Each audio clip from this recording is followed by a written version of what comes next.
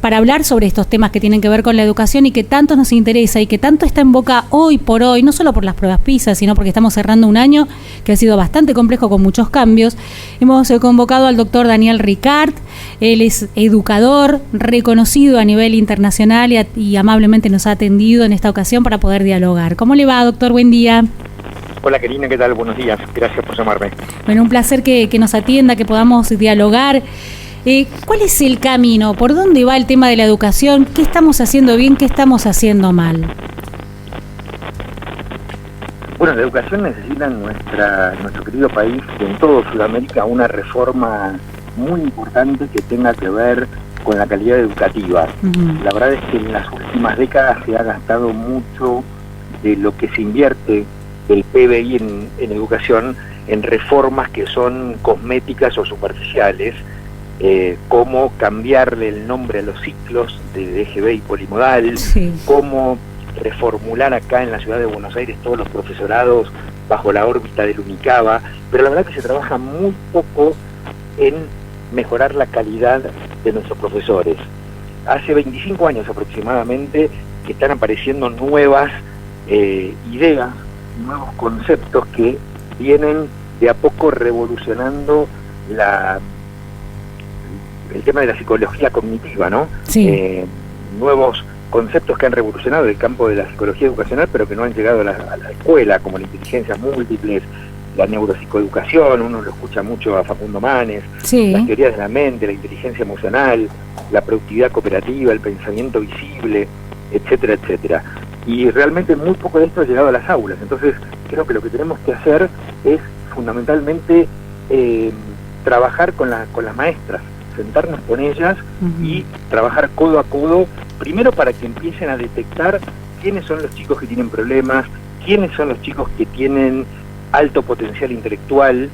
Estos dos grupos que no forman parte de los alumnos normales, digamos, entre comillas, constituyen casi el 30% de la población escolar en la provincia de Mendoza. Entonces es muy importante rescatar a este grupo de chicos que son seguramente quienes tiran para abajo los resultados de estas evaluaciones y trabajar con ellos en función de motivarlos, de hacerlos muy creativos, de desarrollar puntualmente sus talentos a los que los tienen y tratar de compensar las dificultades de aquellos chicos que pueden menos. Es importante trabajar en forma multidisciplinaria. Hay algunos chicos que son talentosos en el área de lengua, pero no lo son en el área de matemáticas. Claro. Sin embargo, estas dos materias, que son las más importantes en el currículum escolar, se encuentran localizadas en la corteza del hemisferio izquierdo del cerebro, con lo cual, con la neuropsicoeducación podemos hacer que alguien que está flojo en una de estas dos materias, pero que tiene talento para la otra, pueda salir adelante. Es importante entonces concentrarnos primero en qué le enseñamos a nuestras maestras, a nuestras formadoras en los profesorados, y segundo, trabajar con ellas en la escuela para poder adecuar de alguna forma el currículum escolar a la necesidad de cada chico en particular. Cuando una persona tiene un problema de salud y va al hospital, el hospital se adecua a su problema de salud. Exacto. Lo deriva a un cardiólogo, a un gastroenterólogo o digamos al profesional que tiene expertise en el tema. En la escuela lamentablemente todavía no pasa esto. La escuela tiene un currículum rígido al cual el alumno tiene que adecuarse. Y esto dificulta mucho que los chicos le encuentren sentido, encuentren motivación en lo que hacen en la escuela, primero porque no lo pueden transferir a la vida cotidiana inmediatamente, y segundo porque ya a esta altura del siglo XXI tienen otros estímulos tecnológicos, de las redes sociales, de mirar un programa de la National Geographic por televisión, que son altamente más atractivos desde el punto de vista motivacional y creativo que la clase expositiva que un docente que no está bien entrenado les puede dar. Claro, doctor, este sistema lineal que persiste todo el educativo y que no tiene nada que ver con los estímulos que actualmente reciben los chicos en otros espacios. Esto es así. Tal cual. Entonces lo que tenemos que hacer es transformar la escuela, que hoy está diseñada en la década de los 60, a realmente las características que tiene el mundo donde se desenvuelven los chicos de hoy en día. Y si no hacemos esto, cada vez nos vamos atrasando más en función del mundo, porque el mundo sí está haciendo estas adecuaciones y consecuentemente como la prueba se va modificando, cada vez quedamos más atrás. Por ejemplo, este año en Inglaterra se han subido en forma muy importante los exámenes de ingresos a las universidades británicas, porque los chicos más inteligentes del mundo, por un tema de tradición educativa, sus padres quieren que estudien en Gran Bretaña, en los Estados Unidos, en Singapur, en determinados focos espacios puntuales que existen en el mundo de excelencia académica. Y esto hace que se tengan que tomar exámenes diferenciales. Por ejemplo, en la Universidad de Harvard y en el MIT se están haciendo exámenes diferenciales para los chicos del sudeste asiático respecto de los americanos y respecto de los sudamericanos. Porque si no, el 100% de la población escolar de la Universidad de Harvard y del MIT serían chicos que vienen de Singapur, China o Hong Kong. Y no habría lugar para los demás. Entonces nosotros tenemos que adecuarnos a esto. La educación en el mundo va evolucionando, las nuevas teorías van evolucionando y tenemos que lograr que esto baje a las aulas, ¿sí? Cuando lo escuchamos a Facundo Manes hablar de neuropsicoeducación, es como que la neuropsicoeducación es un avión. Ese avión tiene alas. Claro, le abre el cerebro de la gente. Trabajan en ese tema. Pero le falta el tren de aterrizaje a ese avión. Correcto. Le falta lograr bajar a tierra y dentro del aula configurar un esquema donde los chicos puedan trabajar con la motivación, con la creatividad que les permita desarrollar su talento. Bien. Esto hoy no está ocurriendo y cuando los chicos no aprenden motivados, no están contentos con lo que aprenden, no le encuentran sentido, la escuela no les permite desarrollar su talento o lo que a ellos los apasiona, se produce este achatamiento que se mide en función de las pruebas PISA en un retroceso de la evaluación. ¿Y qué pasa con la inteligencia emocional? ¿Qué pasa con la empatía? En esta evolución, ¿forma parte también o debería formar parte de la currícula? Sí, por supuesto.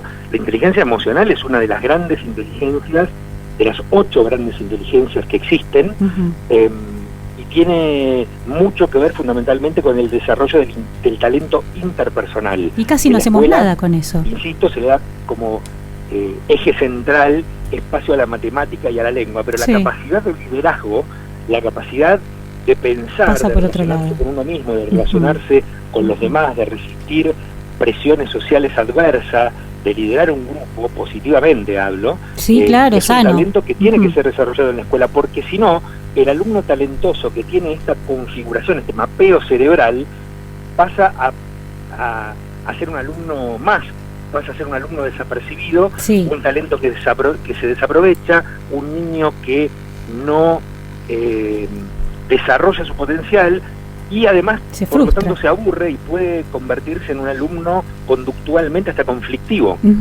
Correcto. Doctor, algo que ha dejado también estas pruebas PISA incluyen un cuestionario complementario que indaga cuestiones de clima escolar, contexto y sobre todo la percepción en cuanto a pobreza, y el 90% de los estudiantes mencionó tener conocimiento acerca de la pobreza.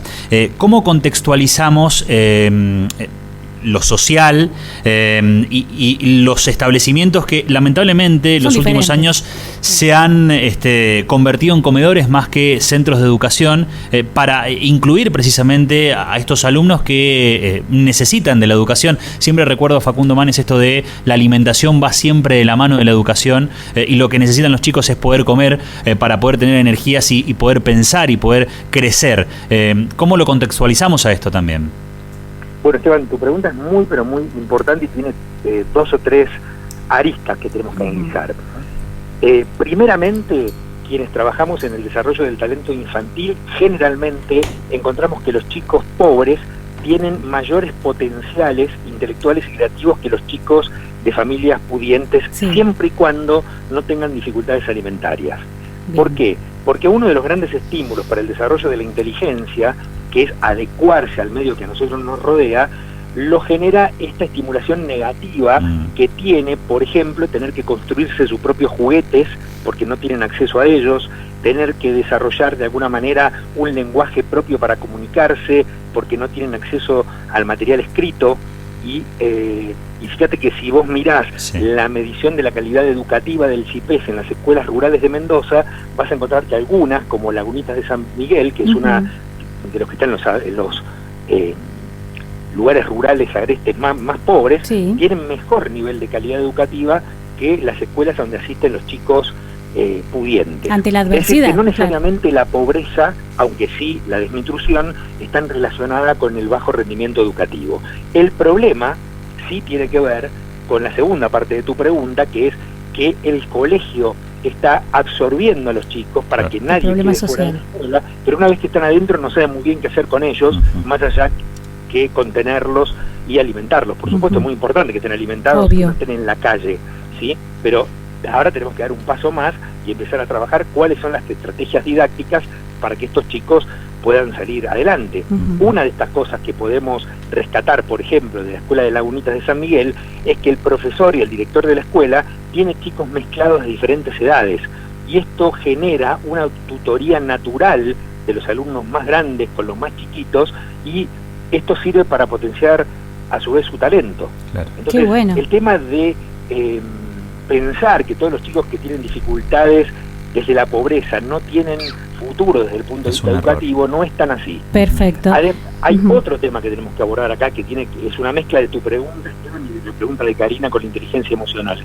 Es muy difícil aprender en un contexto escolar donde hay bullying, donde no hay buena convivencia, donde hay agresiones, donde hay ciberbullying, donde entra un papá e increpa fuertemente a un profesor, o donde hay realmente problemas de violencia psicológica. Claro. Si no estamos en un buen clima de trabajo, si los chicos no están bien alimentados, es imposible, si la escuela no tiene estrategias didácticas para llevar adelante el talento de los chicos, es muy difícil poder revertir la situación. Ahora, por otro lado, quiero dejar claro que no necesariamente el hecho de que los chicos sean pobres implica que tengan un desarrollo cognitivo o un desarrollo intelectual inferior. Todo lo contrario, nosotros en el Colegio Norwich de Mendoza apadrinamos a 24 escuelas rurales y urbanos marginales de fronteras, son todas públicas. Los chicos que van ahí son por ahí hijos de puesteros de cabras o hijos de personas que no tienen un gran desarrollo intelectual, incluso algunos que no han podido terminar ni siquiera la escuela primaria, y sin embargo con las estrategias didácticas adecuadas, siempre y cuando, insisto, los chicos estén bien alimentados, se pueden llevar adelante un montón de estrategias, incluso en los parajes rurales más alejados.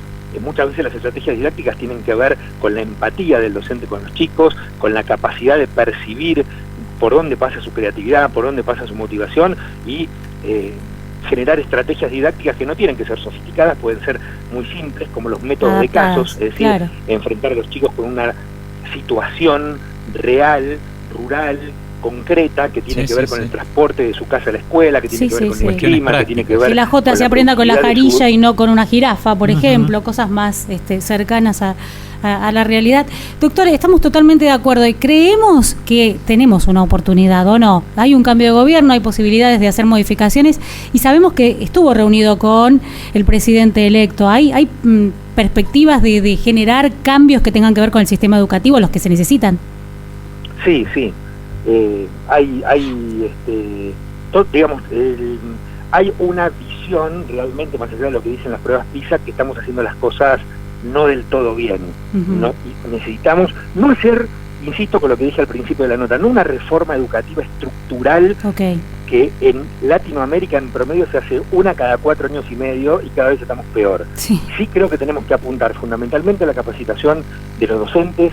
Precisamos mucha transparencia en el sistema educativo, mucha transparencia. No estamos publicando el resultado de la medición educativa de cada escuela, no estamos publicando las inversiones que se hacen en educación, si bien sabemos que hay mucho dinero, no estamos publicando qué nivel de subsidio recibe cada colegio privado, hay mucha opacidad, y la verdad es que si no hay transparencia es muy difícil hacer un diagnóstico, y si no hay un diagnóstico es muy difícil tomar herramientas paliativas, pero hay una conciencia de las nuevas autoridades de que todo esto está ocurriendo, y hay una voluntad política de sentarnos a trabajar mucho sobre estas cuestiones, sobre el tema de la inclusión, cómo incluir a los chicos, hacer que un chico, por ejemplo, hipoacúsico, asista a un colegio normal, parece que tiene que ver con la integración y parece en general una buena medida política. Sin embargo, si el colegio que lo recibe no está preparado, no sabe qué hacer con el chico, trabajar con un chico impedido auditivamente, que además, justamente por estar aislado parcial o totalmente de la realidad externa por su dificultad auditiva, suele generar un cociente de inteligencia superior. Entonces, si esa maestra no está preparada para trabajar con un chico que tiene esta dificultad auditiva y no está preparada para trabajar con un chico de alto potencial, entonces difícilmente ese chico se va a sentir cómodo y va a terminar fracasando. Claro. Entonces, más allá de la visualización política de la norma, lo que tenemos que hacer es pensar en el chico, qué es lo que le hace bien a él, qué escuela necesita él, ¿sí? No que él tenga que adecuarse a la escuela normal, sino que pueda asistir a un establecimiento que se ocupe de su problemática, de sus talentos, de sus dificultades y que lo ayude a educarse en forma integral. Doctor, qué linda charla, gracias por habernos enseñado tanto, ojalá que tengamos otras chances de poder seguir hablando de un tema que nos apasiona y que es muy importante, del cual debemos ocuparnos y que tiene que ver con la educación. Muy amable. Bueno, Karina Esteban, muchas gracias por darnos este espacio de hablar sobre este tema tan importante. Acá en Argentina hablamos mucho de la política, mucho de la economía, pero estamos perdiendo de vista que el futuro económico y político del país de acá a 20, 30, 40 años tiene que ver con el capital humano, que es el más importante del mundo, mucho más allá del económico o de los recursos naturales, y esto es simple y llanamente los chicos. Con ese mensaje nos quedamos y lo compartimos entonces a nuestra audiencia. Doctor Ricart, muchas gracias. ¿Todo bien?